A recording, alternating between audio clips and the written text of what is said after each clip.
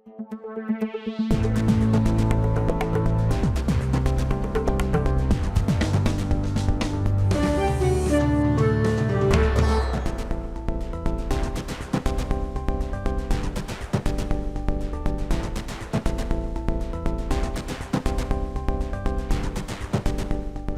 এখন জনপদে, আপনাদের সাথে আছি আমি তানজিম শাফিন।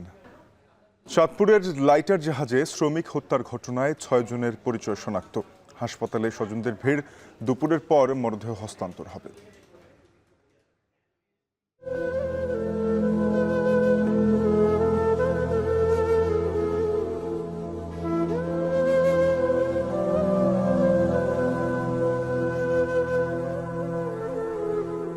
ওর পরিবারের ৬ জন সদস্য, তা এখন ওর যে অবস্থা একদম নিঃস্ব, ওর মানে চলার মতো কোনো অ্যাবিলিটি কিছু নেই। জাহাজের মারা গেছে, আর কেউ তো নেই ইয়ার মতো। ফ্যামিলি কিভাবে চলবে? খুলনা অঞ্চলের মানুষের মুখে হাসি ফুটিয়ে পদ্মা সেতু হয়ে খুলল ট্রেন চলাচল শুরু। নতুন রেলপথে ঢাকা থেকে খুলনায় মাত্র ৪ ঘন্টায় যাত্রায় উচ্ছ্বসিত যাত্রীরা। এ নিয়েও এখন জনপদে থাকছে বিস্তারিত।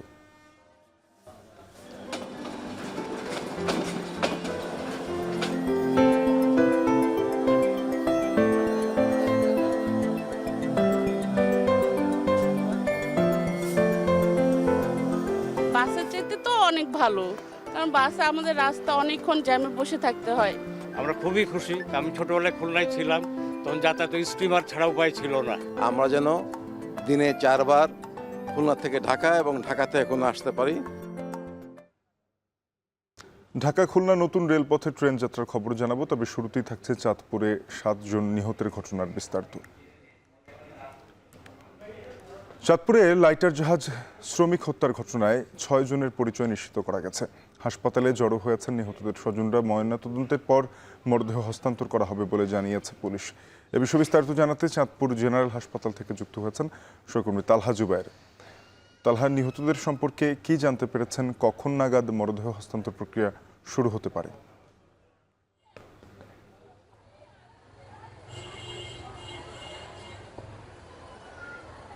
30 মিনিট আগে কিন্তু মরদেহগুলো ময়নাতদন্তে করার জন্য মর্গে নিয়ে গিয়েছে এবং সংশ্লিষ্ট তদন্তকারী কর্মকর্তারা তারাও কিন্তু সাথে আছেন। এবং আসলে যেটা জানতে পেরেছি, এই ময়নাতদন্ত কার্যক্রম শেষে মামলা দায়ের প্রক্রিয়া করার পরে কিন্তু তাদের মরদেহগুলো তাদের স্বজনদের কাছে হস্তান্তর করা হবে। আসলে গতকালকে যখন আল বাকিরা নামক যে লাইটার জাহাজ ছিল চাঁদপুরের হাইমচর উপজেলার ইসানবালা এলাকায়, কিন্তু সেখানে তাদের মরদেহ উদ্ধার করা হয় এবং তারপর থেকে সন্ধ্যা নাগাদ রাত অবধি থেকে কিন্তু তাদের স্বজনরা চাঁদপুরে বসে থাকে। সকাল থেকে কিন্তু আমরা বেশ ভিড় দেখেছিলাম যারা মারা গেছে তাদের স্বজনদের, এবং তাদের কিন্তু আহাজারিতে এই হাসপাতাল প্রাঙ্গণ বেশ ভারী হয়ে উঠেছে। আসলে যারা মারা গেছেন, আমি যদি আপনার মাধ্যমে একটু তাদের পরিচয়গুলো জানিয়ে দিই, সেটা হচ্ছে জাহাজের মাস্টার গোলাম কিবরিয়া এবং তার ভাগিনা লস্কর,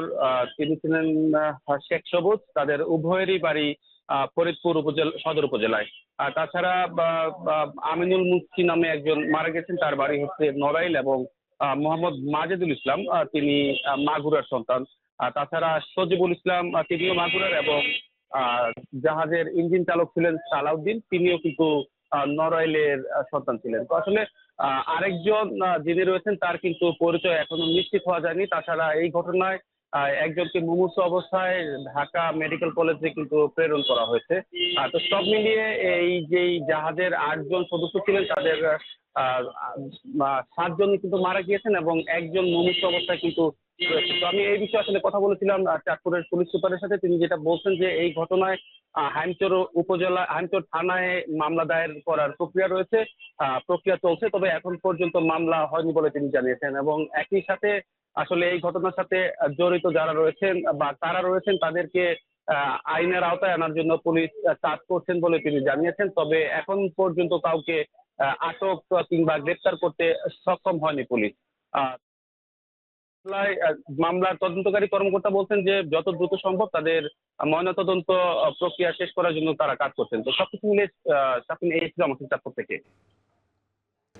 চাঁদপুরের লাইটার জাহাজে হত্যাকাণ্ডের ঘটনায় 7 সদস্যের 6 জনের পরিচয় শনাক্ত করা গেছে। এ নিয়ে বিস্তারিত জানাতে যুক্ত হয়েছিলেন সহকর্মী তালহা জুবায়ের।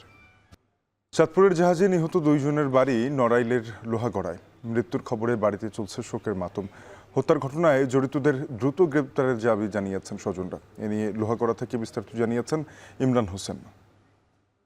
চাঁদপুরে জাহাজে নিহতদের মধ্যে 2 জনের বাড়ি নড়াইলের লোহাগাড়া উপজেলায়। লোহাগাড়া উপজেলার পাঙ্কচ্ছার গ্রামে রয়েছে আমিনুল নামে একজন এবং লোহাগাড়া উপজেলার লাউড়িয়া ইউনিয়নের 11 নলি গ্রামে রয়েছে সালাউদ্দিন নামে একজন। আমি এই মুহূর্তে দাঁড়িয়ে আছি সালাউদ্দিনের যে বাড়ি রয়েছে সেই বাড়িতে। সালাউদ্দিনের পরিবারের সাথে আমি কথা বলেছি। সালাউদ্দিনের পরিবার আমাদেরকে জানিয়েছেন সালাউদ্দিন সর্বশেষ কিন্তু চলতি মাসের কিন্তু 14 তারিখে কিন্তু বাড়ি থেকে জাহাজে যান এবং তিনি কিন্তু 20 বছরের বেশি সময় যাবৎ কিন্তু জাহাজে চাকরি করেন এবং 22 তারিখে কিন্তু সর্বশেষ পরিবারের লোকেদের সাথে ভিডিও কলে কথা বলেছিলেন। তখনই কিন্তু সালাউদ্দিনের সর্বশেষ কথা ছিল এবং 23 তারিখে কিন্তু সালাউদ্দিন পরিবার জানতে পারে যে সালাউদ্দিন মারা গেছে। এলাকাবাসী আছে তারা কিন্তু আমাদেরকে জানিয়েছে সালাউদ্দিন কিন্তু এই পরিবারের একমাত্র উপার্জনক্ষম ব্যক্তি কিন্তু ছিলেন এবং তার পরিবারে কিন্তু 6 থেকে 7 জনের যে সদস্যর পুরো ভরণ পোষণ কিন্তু তিনি কিন্তু চালাতেন। সালাউদ্দিনের যে মৃতদেহ কিন্তু এখনও কিন্তু তার গ্রামের বাড়িতে পৌঁছায়নি। পরিবার সহ আশপাশের যে সকল লোকেরা আছে তারা কিন্তু আমাদের কাছে জানিয়েছেন, তারা কিন্তু দাবি করছেন যে এই যে ঘটনা কিন্তু দ্রুত তদন্ত করে দোষীদের আইনের আওতায় আনার কিন্তু তারা দাবি করেছেন এবং পরিবারের সদস্যরা কিন্তু বলছেন জাহাজের মালিক অথবা সরকারের পক্ষ থেকে তাদের কিন্তু ক্ষতিপূরণের দাবি কিন্তু তারা পরিবারের পক্ষ থেকে করা হয়েছে। সালাউদ্দিনের মৃতদেহ যখন এই গ্রামে পৌঁছানোর পরেই কিন্তু তাদের পারিবারিক কবরস্থান আছে সেখানেই কিন্তু তাদেরকে সালাউদ্দিনকে দাফন করা হবে। তো এই ছিল আমার কাছে নড়াইল থেকে চাঁদপুরের নিহতদের মধ্যে সালাউদ্দিন পরিবার থেকে সর্বশেষ। 2021 সালের এই দিনে ঢাকা থেকে বরগুনাগামী এমভি অভিযান 10 লঞ্চে ভয়াবহ অগ্নিকাণ্ডে প্রাণ যায় অন্তত 40 জনের। দীর্ঘ সময় পেরিয়ে গেলেও এই নৌপথে চলাচলকারী লঞ্চে অগ্নি নির্বাপন ব্যবস্থা সহ লাগেনি আধুনিকতার ছোঁয়া। যাত্রীরা বলছেন লঞ্চ সিন্ডিকেট বন্ধ না হলে মিলবে না সফলতা। জিয়াদ মাহমুদের প্রতিবেদন। টোটাল লঞ্চটা পুরো একবারে ধ্বংস হয়ে গেছে। 2021 সালের 24 ডিসেম্বর রাতে ঢাকা থেকে বরগুনার উদ্দেশ্যে রওনা করে এমভি অভিযান 10। জালকাঠি সুগন্ধা নদী পাড়ি দেওয়ার সময় ঘটে ভয়াবহ অগ্নিকাণ্ড। মারা যান 40 জন যাত্রী। অনেকে জীবন নিয়ে কোনো মতে বেঁচে ফিরলেও আজও ভোলেননি সেদিনের বিভীষিকাময় স্মৃতি।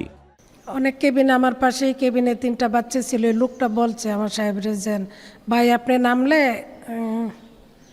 এগুলো বলতে পারি না, আমার বাচ্চাটাকে দিব আপনি একটু ধরেন। মেবি উনি পারে নাই ধরতে।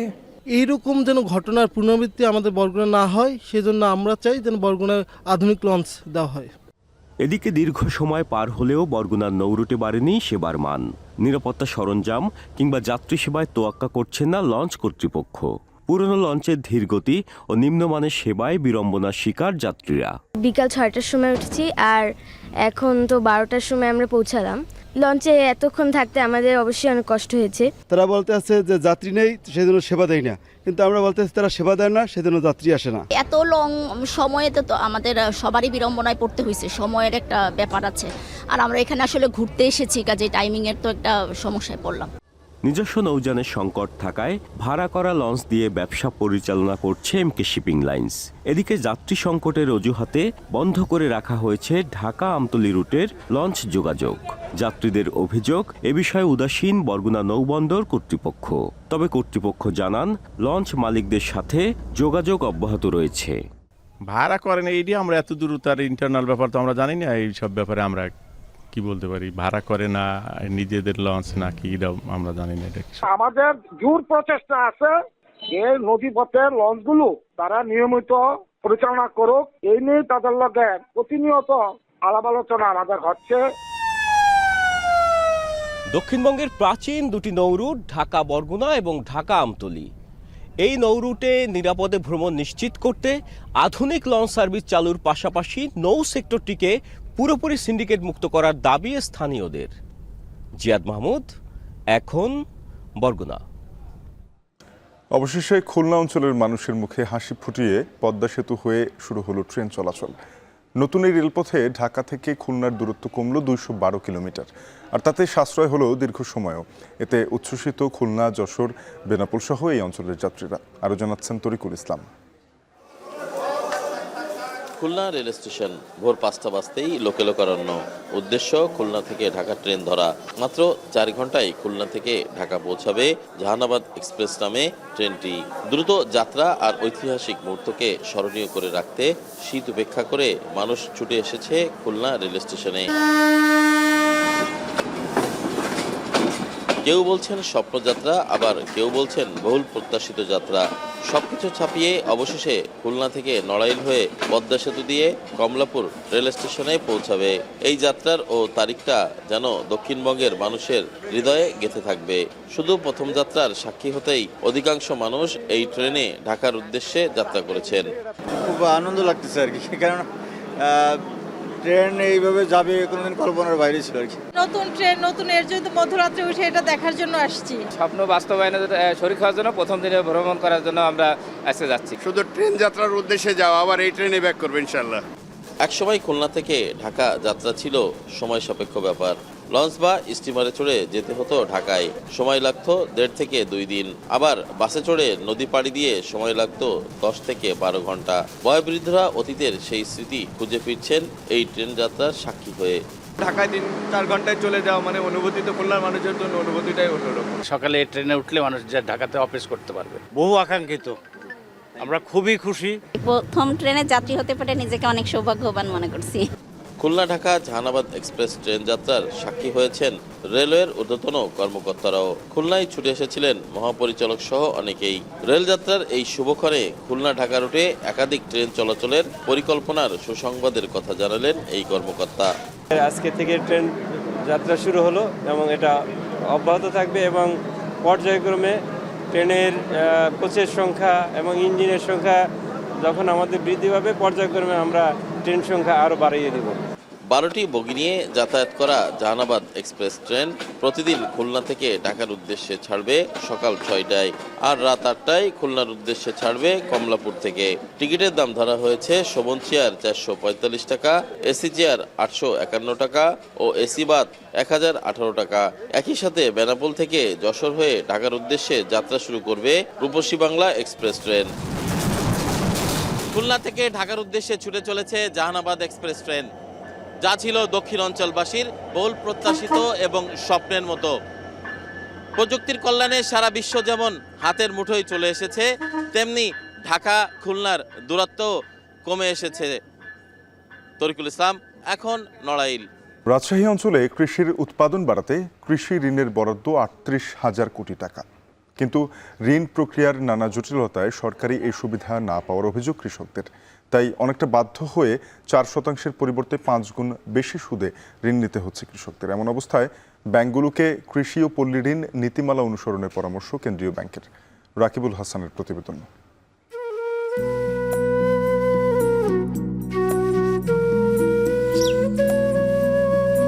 হেমন্তের ক্যানভাসে আঁকা শীতল ভোরে মাঠ জুড়ে চলছে পরিশ্রমী কৃষকের বপন বুননের সাজসজ্জা। খাদ্যপুষ্টি নিশ্চিত ও উত্তরাঞ্চলকে শস্যের ভাণ্ডার করে তুলতে বেলা অবেলায় চলে হাড় ভাঙা খাটুনি। জেলা কৃষি ঋণ পর্যবেক্ষণ কমিটির তথ্য বলছে, রাজশাহী কৃষি উন্নয়ন ব্যাংক সহ রাষ্ট্রায়ত্ত 49টি ব্যাংক ঋণ সহায়তা দিচ্ছে কৃষককে। রাজশাহী জেলায় কৃষি ঋণে 877 কোটি টাকা বরাদ্দের এ পর্যন্ত দেয়া হয়েছে 26%, যার মধ্যে শুধু শস্য খাতেই 14%। তবে কৃষি ঋণ প্রাপ্তি নিয়ে মাঠের কৃষক বলছে ভিন্ন অভিজ্ঞতার গল্প। ওই জামানত নিয়ে আসেন, তারপরে এখানে সই দেন, ওখানে সই দেন, এটা দলিল লাগবে, জমি লাগবে, এই বিভিন্ন রকমের ফাঁকড়া দেখায়। গ্রাম্য যে আছে আপনার এনজিওগুলো আছে, আমরা এনজিও সহায়তা করে আমরা কিন্তু এই লোনগুলো পাই। তাছাড়া সরকারি যে সুখ সুবিধাগুলো এগুলা সাধারণ কৃষকেরা ভাই পায় না। খাজনা খারিজ দেন, তারপরে তারা পরিদর্শন করতে আসবে, একটা সাক্ষী লাগে, সেই সাক্ষীটা আবার ওখান থেকে আপনার ব্যাংকে যেতে হবে। খাদ্যে স্বনির্ভর রাজশাহী জেলার 4,45,000 আবাদি জমি থেকে প্রতি বছর উদ্বৃত্ত থাকছে 4,52,000 মেট্রিক টন খাদ্যশস্য। এই অর্জনে নতুন ফসলের উৎপাদনে ঋণ কর্যের প্রয়োজন পড়ছে কৃষকের। যেখানে 40% শ্রমশক্তি কৃষির সঙ্গে জড়িত, সেখানে যদি আমি 1,000 কোটি টাকার লোন কৃষি ঋণ দেই, সেটা 100টা প্রতিষ্ঠানের মাধ্যমে দিলাম কি একটার মাধ্যমে দিলাম, তাতে কিছু যায় আসে না।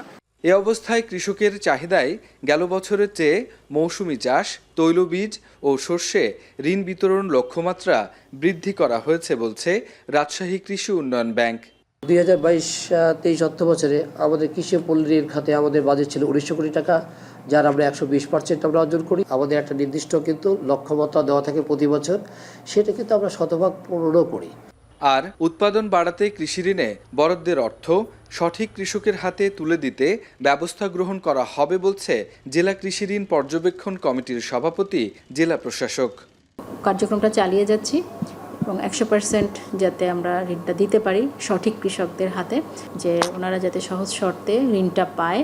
তো এই বিষয়টা আমরা সরকারকে জানাবো। এক্ষেত্রে বাংলাদেশ ব্যাংকের কৃষি ও পল্লী ঋণ নীতিমালা অনুযায়ী 10 টাকায় কৃষকের ব্যাংক হিসাব, বর্গা চাষিদের ঋণ ও ঋণ ফর্ম সহজ করা হয়েছে।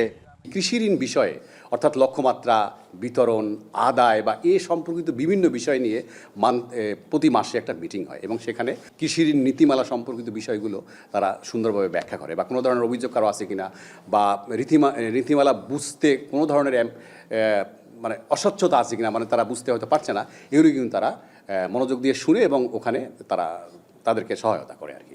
কৃষি ঋণ বিতরণে রাজশাহীর 49টি ব্যাংক গেল সেপ্টেম্বরে নিজেদের বরাদ্দের সর্বনিম্ন 17 থেকে সর্বোচ্চ 95% পর্যন্ত ঋণ দিতে সক্ষম হয়েছে। কৃষি ঋণ দেয় না তো আমাদেরকে, গরিব দুঃখীদেরকে দেয় না। তারা কিভাবে? রাজশাহী জেলায় এমন 1972টি গ্রামে অশ্রেণীভুক্ত এবং ভূমিহীন কৃষকের সংখ্যা 1,19,000, যেখানে ঋণের প্রয়োজন থাকা সত্ত্বেও তারা ঋণ পাচ্ছেন না। সেখানে 4% সুদের হারের পরিবর্তে 5 গুণ বেশি সুদ দিয়ে ঋণ গ্রহণ করতে হচ্ছে এমন বর্গা চাষিদের। তাতে এই উৎপাদন খরচে যেমন প্রভাব পড়ছে, একইভাবে প্রভাবিত হচ্ছে বাজার মূল্যে বিভিন্ন পণ্যের। রাকিবুল হাসান, এখন, রাজশাহী। দেশে প্রায় 6,000 কোটি টাকার ইলেকট্রনিক্স ও আলোক সরঞ্জামের বাজারের বড় অংশই নকল আর মানহীন পণ্যের দখলে। নেই কারো নজরদারি, অথচ ফায়ার সার্ভিস বলছে দেশে বছরে অন্তত 9,000 অগ্নিকাণ্ড ঘটছে শুধুমাত্র নিম্নমানের বৈদ্যুতিক সরঞ্জাম ব্যবহারের কারণে। বিস্তারিত দেখুন শোয়েব রহমানের প্রতিবেদনে। কার্টুন থেকে বের হচ্ছে ব্র্যান্ড নিউ টেলিভিশন, ঝকঝকে স্ক্রিনে চালু হলো মিউজিক ভিডিও। চোখ আটকে গেল সনি লেখা জায়গাটায়। স্বাভাবিকভাবেই যে কেউ ধরে নেবে এটি বৈশ্বিক ব্র্যান্ড সনির টেলিভিশন। আদতে এটি সনি ব্র্যান্ডের কোনো টেলিভিশন নয়, শুধুমাত্র নামটি ব্যবহার করা হয়েছে সনির। বাজারে এমন প্রচুর টেলিভিশন রয়েছে যেগুলোতে নামি দামি ব্র্যান্ডের নাম ব্যবহার করে বিক্রি করা হচ্ছে দেদারসে। চীন থেকে আমদানি করা এসব টিভি ব্র্যান্ডের পণ্যের থেকে দাম অনেক কম, তাই অনেক ক্রেতা মারপ্যাচ না বুঝে নামি দামি ব্র্যান্ড ভেবেই কিনে নিচ্ছেন এসব পণ্য। এছাড়া হাসপাতাল, হোটেল, রেস্টুরেন্ট, ব্যবসা প্রতিষ্ঠান সহ অনেক জায়গায় চাহিদা রয়েছে এসব টিভির। এই মালগুলা মার্কেটে বেশি চলে, অর্থাৎ কাস্টমারে বলে যে আমরা এতটা এই টাকা দিন আমাদের দ্বারা সম্ভব না, একটু কম প্রাইসের ভিতরে আমাদেরকে একটা ভালো মানের টিভি দেন। কাস্টমার তো এখন স্বাভাবিকভাবে জানে এগুলো সব চায়না টিভি, সেই জন্য যে নামে প্যাকেটে লেখা আছে বা কোম্পানি দিচ্ছে, নোভা নামে দিচ্ছে, নোভা নামে বিক্রি করতেছি। শুধু কি টেলিভিশন, বৈদ্যুতিক পাখার বাজারেও ক্রেতার সাথে চলে ইঁদুর বিড়াল খেলা। নামি দামি ব্র্যান্ডের লোগো বা নাম কাছাকাছি মিল রেখে তৈরি বৈদ্যুতিক পাখা চোখে পড়ে, যা নকল। আবার কিছু নামি ব্র্যান্ডের বৈদ্যুতিক পাখা না থাকার সুযোগে সে নামেই পাখা বের করছেন কেউ কেউ। কিন্তু এসব বোঝার সাধ্য কি ক্রেতার আছে? সনি যখন একটা রেজিস্টার্ড যখন হয়ে যায় তখন এই নামে কেউ বাইর করতে পারে না। যদি কেউ বাইর করে আপনি আশ্রয় নিতে পারবেন। এগুলো তার লাইসেন্স নাম দিয়ে জেনুইন লাইসেন্স বানাইছে, সনি দিয়ে লাইসেন্স করছে, লাইসেন্স অনুযায়ী মাল বানাচ্ছে। কেউ বলে বিক্রি করে, কেউ না বলে বিক্রি করে ধরুন জিনিসটা। এখন আপনি আমার কাছে চাইছেন অমন একটা ফ্যান ভাই ভালো কিনা। একই অবস্থা বৈদ্যুতিক বাতির বাজারেও। নামে বেনামে জ্বলছে বহু বাতি। সড়কের ধারে কোম্পানির প্রচারে কম দামে বৈদ্যুতিক বাল্ব দিয়ে জনসেবার খবর জানেন না এমন মানুষ খুঁজে পাওয়া ভার। তবে 100 ওয়াটের এসব বাল্ব আসলেই 100 ওয়াট আলো দেয় কিনা তা কি ক্রেতার জানা আছে? ওয়াট মেশিন দিয়ে যখন মাপবে তখন ওয়াট, লুমেন, পাওয়ার ফ্যাক্টর এগুলো একুরেট আসবে না। গেল অর্থ বছরে ইলেকট্রিক ও ইলেকট্রনিক্স পণ্যের বাজারে রপ্তানি বেড়েছে প্রায় 400 কোটি টাকা। 2022-23 অর্থ বছরে এসব পণ্যের রপ্তানির পরিমাণ প্রায় 1446 কোটি টাকা। বিশ্বের প্রায় 65টি দেশে ইলেকট্রিক ও ইলেকট্রনিক্স পণ্য রপ্তানি করেছে বাংলাদেশ, কিন্তু এর বিপরীত চিত্রও আছে। বাজারে switch, socket, multiplug, circuit breaker সহ অনেক পণ্যই নিম্ন এবং নকল বলে এক গবেষণায় উঠে এসেছে। এ যেন বাতির নিচেই অন্ধকার। পর্যাপ্ত তথ্য আসে, যেখানেই আসুক, চট্টগ্রামে উৎপাদন হলে তো ভালো, আমরা কার্যকরী ব্যবস্থা এখানেই দিব। আর যদি সারা বাংলাদেশের যেখানেই হোক, ঢাকা সহ যেখানেই এটার উৎপাদন হোক, আমাদের কাছে তথ্য দিলে আমরা আইনানুগ ব্যবস্থা গ্রহণের জন্য আমরা এটা ফরওয়ার্ড করে দেব। এদিকে নিম্নমানের এসব বৈদ্যুতিক পণ্যের কারণে আর্থিক ক্ষতির পাশাপাশি নানান দুর্ঘটনার শিকার হচ্ছেন ব্যবহারকারীরা। তথ্য বলছে, বিগত বছরে 27,624টি অগ্নিকাণ্ডের ঘটনা ঘটেছে সারা দেশে। এর মধ্যে 9,813টি হলো বৈদ্যুতিক গোলযোগের কারণে, যা নিম্নমানের সামগ্রী ব্যবহারের কারণে হয়। নিম্নমানের বৈদ্যুতিক ওয়্যারিং যদি থাকে, এখানে যে কোনো সময় দুর্ঘটনার সম্ভাবনা থাকে। ফায়ার সেফটি প্ল্যানের করতে বলা হয়েছে এবং অনেক জায়গায় করা হয়েছে, কিন্তু স্ব প্রতিষ্ঠানের মালিকগণ এটার জন্য দায়ী। দেশে বৈদ্যুতিক সরঞ্জাম ও বাতির বাজার প্রায় 6,000 কোটি টাকার। এ বাজারে নকল পণ্যের রমরমা বাণিজ্য ঠেকাতে ব্যবস্থা নেওয়ার দাবি ক্রেতা ও ব্যবসায়ীদের। শোয়েব রহমান, এখন, চট্টগ্রাম। শেষ মুহূর্তে ময়মনসিংহের কর কমিশনের কার্যালয়ে আসতে শুরু করেছেন আয়কর রিটার্ন দাখিলকারীরা। 8টি বুথে সেবা দিচ্ছেন কর অফিসের কর্মীরা। এবছর ময়মনসিংহের রাজস্ব আদায়ের লক্ষ্যমাত্রা ধরা হয়েছে প্রায় 1100 কোটি টাকা। এ নিয়ে বিস্তারিত জানতে ময়মনসিংহ কর কমিশনারের কার্যালয়ের আয়কর মেলা থেকে যুক্ত হয়েছেন সহকর্মী হারুনুর রশিদ। হারুন, জানাবেন ময়মনসিংহে এবছর কর আদায়ের লক্ষ্যমাত্রা কতটুকু পূরণ হলো, কর্মকর্তারা কি বলছেন? শাফিন, এর শেষ সময়ে কিন্তু মানুষজন আসছেন কর অফিসে এবং তাদের যে আয়কর রিটার্নের যে কার্যক্রম সেটি সম্পন্ন করছেন এবং আমরা দেখছি যে সময় যতই গড়িয়ে আসছে মানুষের ভিড় কিন্তু কিছুটা বাড়ছে। তবে অন্যান্য সময় এই সময়টাতে, বিশেষ করে 4-5 দিন আগে যে ভিড় দেখা যায় সে তুলনায় কিন্তু ভিড় নেই। এর কারণ হিসেবে কর অফিস থেকে যেটি বলা হচ্ছে যে এবছর অনলাইনে আয়কর রিটার্নকারীর সংখ্যা বেশ বেড়েছে, যার কারণে সশরীরে এসে আয়কর রিটার্ন দাখিলের মানুষের যে ভিড় সেটি কিন্তু কিছুটা কমেছে। ময়মনসিংহ কর অঞ্চলের 22টি সার্কেলে এই আয়কর রিটার্ন দাখিল করতে পারছেন যারা সেবাগ্রহীতা আছেন তারা। এর মধ্যে আমি যদি একটু বলি, ময়মনসিংহে গত বছর আর হিসেব অনুযায়ী যদি আমি জানাই যে নিবন্ধনকারীর সংখ্যা ছিল 4,61,000। এর মধ্যে গত বছর 1,65,000 আয়কর রিটার্ন দাখিল করেছিলেন। তবে চলতি অর্থ বছরের এখন পর্যন্ত প্রায় 1 লাখের বেশি মানুষ কিন্তু আয়কর রিটার্ন তাদের জমা দিয়েছেন এবং এর মধ্যে অনলাইনে আয়কর রিটার্ন দাখিল করেছেন 29,434 জন এবং রাজস্ব আদায়ের যে হার এই মুহূর্তে প্রায় 400 কোটি ছাড়িয়ে গেছে বলে আমরা আয়কর অফিস থেকে জানতে পেরেছি এবং সামনে যে সময় রয়েছে এই সময়ের মধ্যে হয়তো তাদের যে লক্ষ্যমাত্রা সেই লক্ষ্যমাত্রা পূরণ হবে বলে কর অফিস আশা করছেন। এবছর এই ময়মনসিংহ কর অঞ্চলের যে কর অফিস রয়েছে এখানে 1,100 কোটি টাকার রাজস্ব আদায়ের লক্ষ্যমাত্রা নির্ধারণ করা হয়েছে এবং সামনে আর মাত্র কয়েকদিন আছে, অর্থাৎ 31 ডিসেম্বর পর্যন্ত আয়কর রিটার্ন দাখিল করতে পারবেন যারা গ্রাহক আছেন তারা। তবে এখানে যারা সেবা গ্রহণ করছেন বা আয়কর অফিসের কর্মকর্তা তারা যেটি বলছেন যে সামনের যে 3-4 দিন আছে এই সময়টাতে কিন্তু ভিড় আরও বেশি বাড়বে এবং এই আয়কর আদায় সহজ করার জন্য কিন্তু এখানে 8টি বুথ রয়েছে এবং একটি ব্যাংকের শাখা রয়েছে। এখানে এসেই কিন্তু যে কেউ স্বাচ্ছন্দ্যে স্বস্তিপূর্ণভাবেই কিন্তু তাদের যে আয়কর সেটি দাখিল করতে পারছেন। তো এই ছিল আমার কাছে ময়মনসিংহ থেকে আয়কর রিটার্ন দাখিলের সর্বশেষ। ময়মনসিংহ থেকে রিটার্ন দাখিল ও আয়কর আদায়ের খবর জানাচ্ছিলেন সহকর্মী হারুনুর রশিদ। মৌলভীবাজারের শ্রীমঙ্গলে 2024 সালের শেষ চা নিলাম অনুষ্ঠিত হচ্ছে। নিলামে 3টি ব্রোকার্স হাউসের 1,01,404 কেজি চা নিলামে উঠেছে, যার বাজার মূল্য 2,02,80,800 টাকা। এ নিয়ে বিস্তারিত জানাতে শ্রীমঙ্গল চা নিলাম থেকে যুক্ত হয়েছেন সহকর্মী এম এ হামিদ। হামিদ, জানাবেন বছরের শেষ নিলামে চায়ের বিক্রি কেমন, বছর জুড়ে চায়ের গুণগত মান উৎপাদন কেমন ছিল? শাফিন, আমি এই মুহূর্তে দাঁড়িয়ে আছি শ্রীমঙ্গলের চা নিলাম কেন্দ্রে। দেখতেই পাচ্ছেন আমার পিছনে এখন পর্যন্ত কিন্তু বায়ার এবং ব্রোকার্সরা রয়েছেন।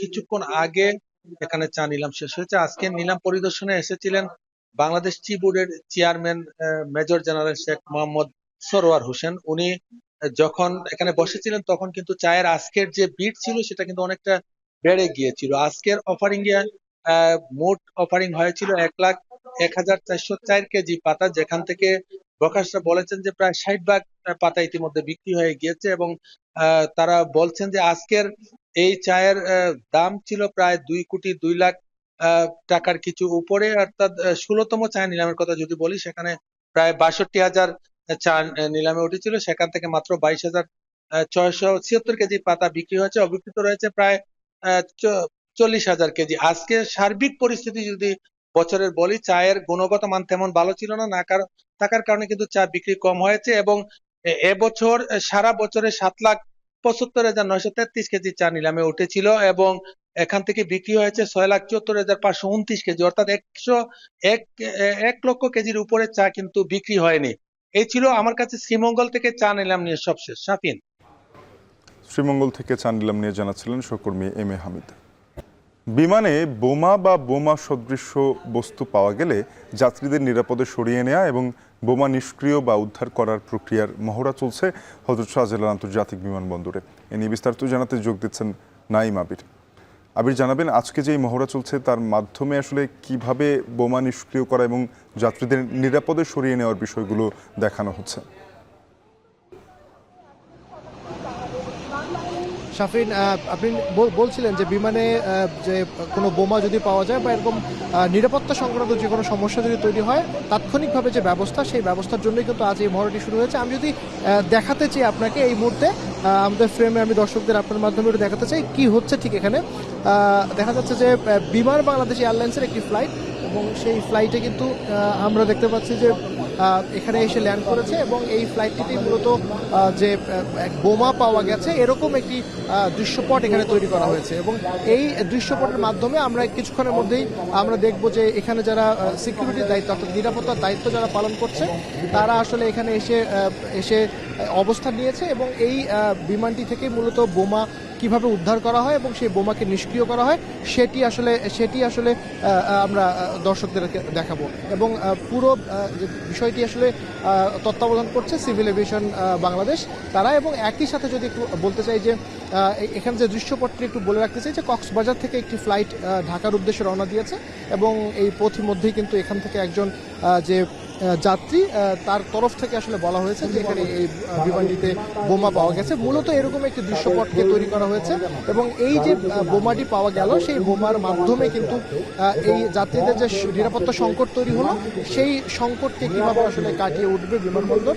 এবং এখানে আমরা ইতিমধ্যেই বিমানবন্দর কর্তৃপক্ষের যে অন্যান্য যে যারা রয়েছেন, বিশেষ করে যদি বলি যে এফসেক অর্থাৎ বিমানবন্দর সিকিউরিটির দায়িত্বে যারা রয়েছেন এবং এর বাইরে গিয়ে যদি বলি যে এবিপিএন, বাংলাদেশ বিমান বাহিনী এবং বাকি যে নিরাপত্তার দায়িত্বে যারা রয়েছেন, ইভেন এমনকি এখানে বোম ডিসপোজাল ইউনিটও চলে এসেছে এবং তারা কিন্তু ফায়ার সার্ভিস এখানে চলে এসেছে এবং এখন তারা কিন্তু দেখাবেন যে কিভাবে আসলে এই বিমানটি ইতিমধ্যেই শাহজালাল আন্তর্জাতিক বিমানবন্দরে অবতরণ করেছে, কিভাবে আসলে সেখান থেকে সেই বিমানের বোমাটিকে আসলে উদ্ধার করা যাবে এবং যাত্রীদেরকে আসলে নিরাপদে ফেরত নিয়ে আসা যাবে, সেই কাজটি কিন্তু এখানে দেখানো হচ্ছে। শাফিন, এই মহড়াগুলো হয়ে থাকে মূলত বিমানবন্দরের সক্ষমতা পরীক্ষা করবার জন্য এবং সক্ষমতা বৃদ্ধির একটি অংশ।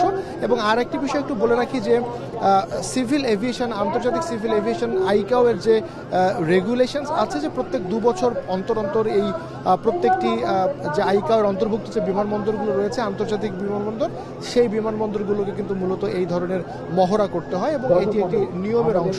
তো সেই 2 বছরের যে মহড়া আমরা 2 বছরের সেই মহড়াতেই সেই মহড়ারই একটি প্রেক্ষাপট এখানে তৈরি করা হয়েছে এবং আমরা দেখতে পাচ্ছি যে এখনই বিমান বাহিনীর একটি চৌকস দল কিন্তু ইতিমধ্যে সেই উড়োজাহাজটিকে আসলে ঘিরে ফেলেছে এবং সেখান থেকে মূলত বোমাটি আসলে উদ্ধার করা হবে এবং এর পরবর্তীতে দেখানো হবে যে আসলে যাত্রীদেরকে কিভাবে নিরাপদে আসলে ফেরত নিয়ে আসা হয়। আরেকটি বিষয় একটু বলে রাখি, যে এখানে যারা আছে সেটা হচ্ছে যে যারা এখানে আছে তাদের মাধ্যমে যদি একটু বলে রাখতে চাই যে ইতিমধ্যে বিমান বাংলাদেশ এয়ারলাইন্স তারা যে দায়িত্ব পালন করছে এবং সেই গ্রাউন্ড হ্যান্ডলিং প্রতিষ্ঠান হিসেবে তারা মূলত এখানে সিকিউরিটির অন্যতম একটি স্টেক হোল্ডার হিসেবে দায়িত্ব পালন করছে। তো মোটা দাগে যদি বলতে চাই যে তাহলে এই পুরো এই প্রক্রিয়াটি সেই প্রক্রিয়ার মাধ্যমে মূলত এই মহড়াটি চলছে এবং এই মহড়ার মাধ্যমে কিভাবে আসলে বিমানবন্দরের সক্ষমতা বৃদ্ধি করা হয় সেটি আসলে দেখানো হচ্ছে। তো আপাতত এই ছিল শাফিন আমার কাছে হযরত শাহজালাল আন্তর্জাতিক বিমানবন্দর থেকে যে মহড়া হচ্ছে সেই মহড়ার সবশেষ খবর। হযরত শাহজালাল আন্তর্জাতিক বিমানবন্দর থেকে সহকর্মী নাইম আবির যুক্ত হয়েছিলেন। মৌসুম পরিবর্তনের সাথে গ্রামীণ অর্থনীতিতে আসে নতুন গতি। শীতে বাড়িয়ে দেয় সেই প্রাচুর্য। শীত এলে রাজশাহীতে বাড়ে খেজুর গুড়ের ব্যবসা, যা প্রতিদিন জমে উঠেছে বানেশ্বর বাজারে। এ বিষয়ে বিস্তারিত জানাতে যুক্ত হয়েছেন সহকর্মী রাকিবুল হাসান। রাকিব, জানাবেন খেজুর গুড়ের বেচা কেনা শুরু হয়েছে কিনা, কেমন দরদামে বিক্রি হচ্ছে? শাফিন, আসলে আমরা রাজশাহীর বানেশ্বর বাজারে দাঁড়িয়ে আছি। এটি আসলে এখন এই শীত মৌসুমে কিন্তু গুড়ের বাজার, এবং এইখানটাতে যখন থেকে আছি একেবারেই মিষ্টি মৌ মৌ গন্ধে কিন্তু চারপাশটা জুড়ে আছে, এবং হরেক ধরনের কিন্তু আসলে গুড়ের আসলে খেজুর গুড়ের স্বাদ কম বেশি একই রকম। আসলে মানের পার্থক্যে আসলে বিভিন্ন ধরনের গুড় হয়ে থাকে, তবে কোনোটি খুরি কোনোটি পাটালি আকার দেয়া হয়েছে এবং সেটির বেচাকেনা কিন্তু একেবারে ভোর থেকে শুরু হয়েছে। এখানে আমরা দেখছি পাইকাররা গুড় কিনে রেখেছেন এবং সেটি প্যাকেটজাত হচ্ছে দেশের বিভিন্ন প্রান্তে আসলে এইখান থেকে পৌঁছে দেওয়ার জন্য।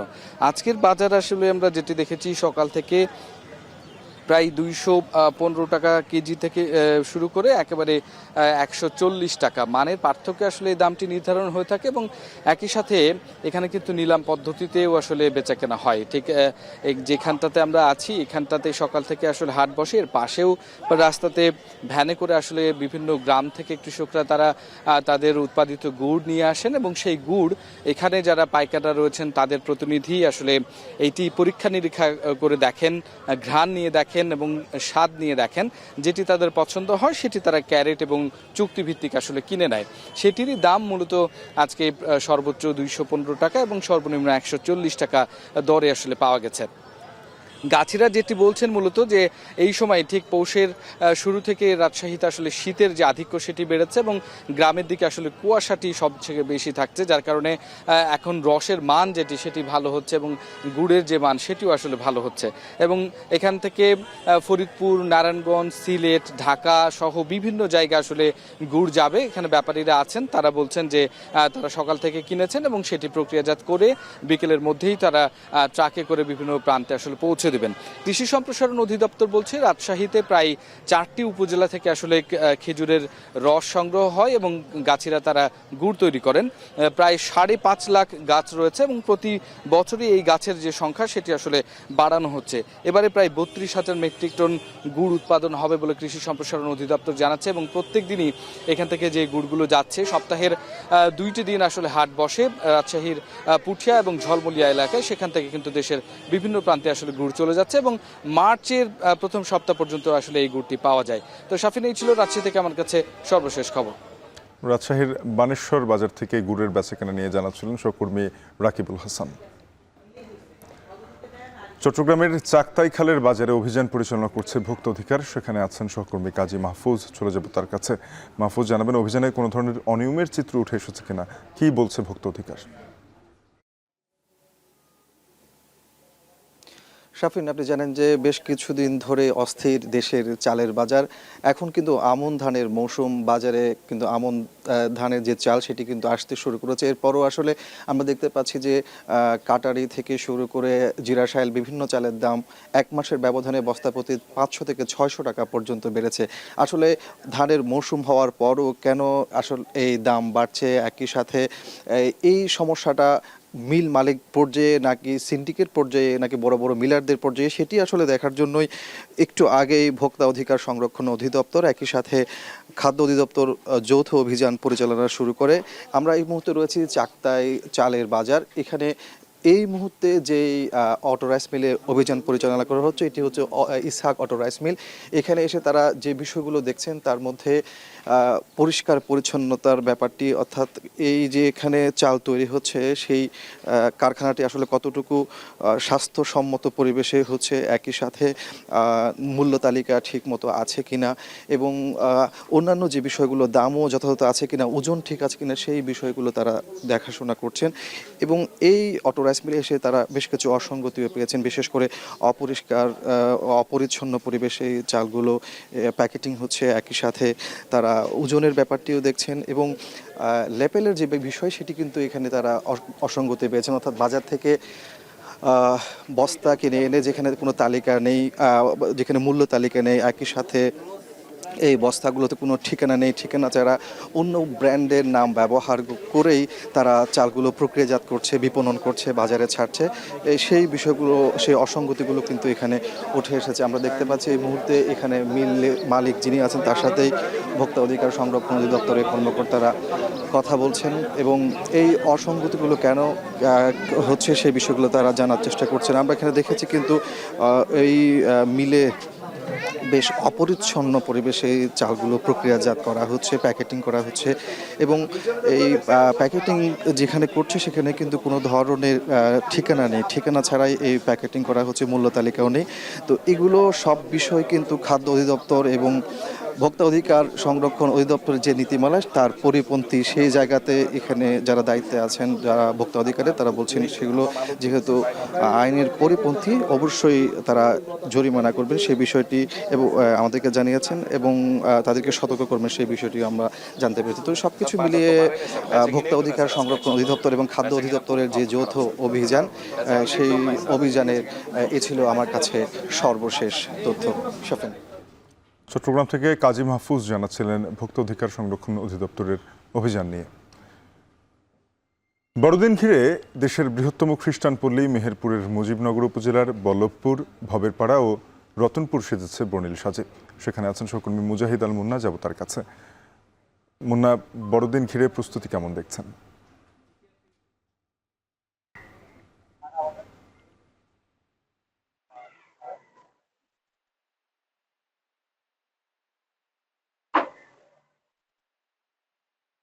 জি ভাই, জি ভাই।